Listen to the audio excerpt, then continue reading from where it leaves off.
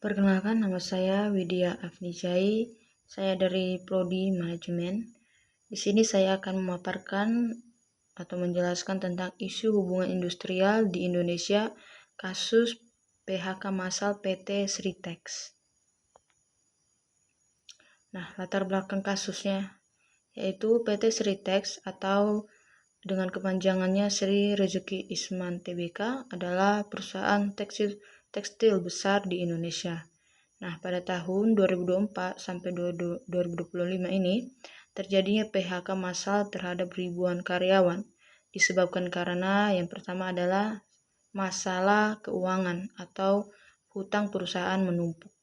Lalu adanya turunnya permintaan ekspor. Lalu ada juga restrukturisasi setelah PKPU.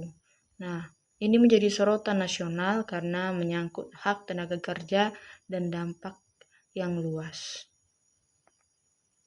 Nah, teori hubungan industrial atau tripartiti. Yang pertama adanya pemerintah. Nah, pemerintah ini menetapkan regulasi dalam Undang-Undang Nomor 13 Tahun 2003 dan Undang-Undang Cipta Kerja.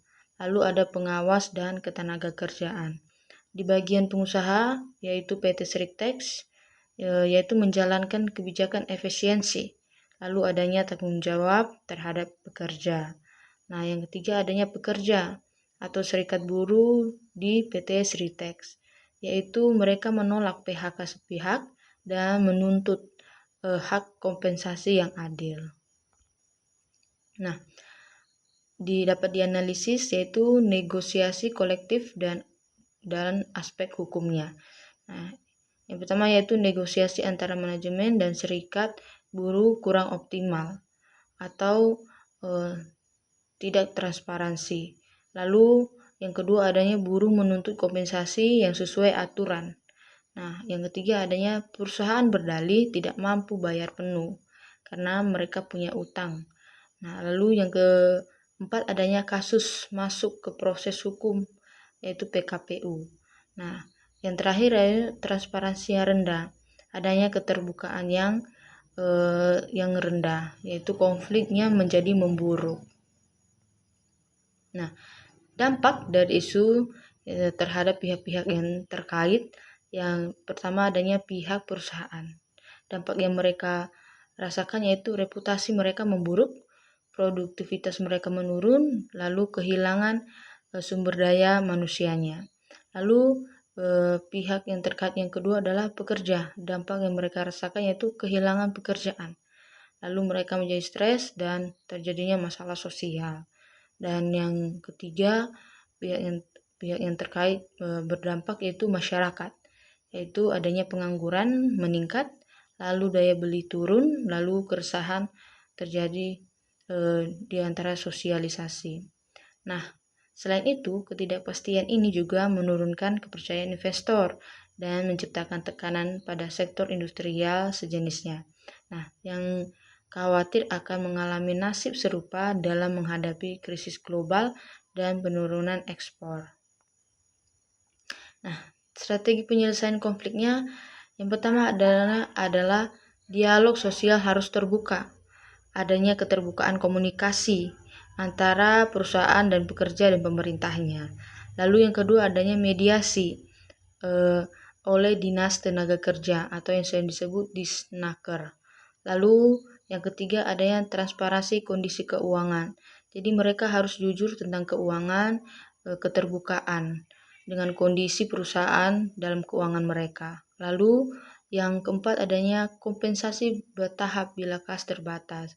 Jadi maksudnya jangan langsung dikasih, tetapi bertahap supaya masyarakat atau pekerjanya mendapatkan kompensasi yang sesuai. Lalu yang terakhir adanya libatkan serikat pekerja dalam strukturisasinya.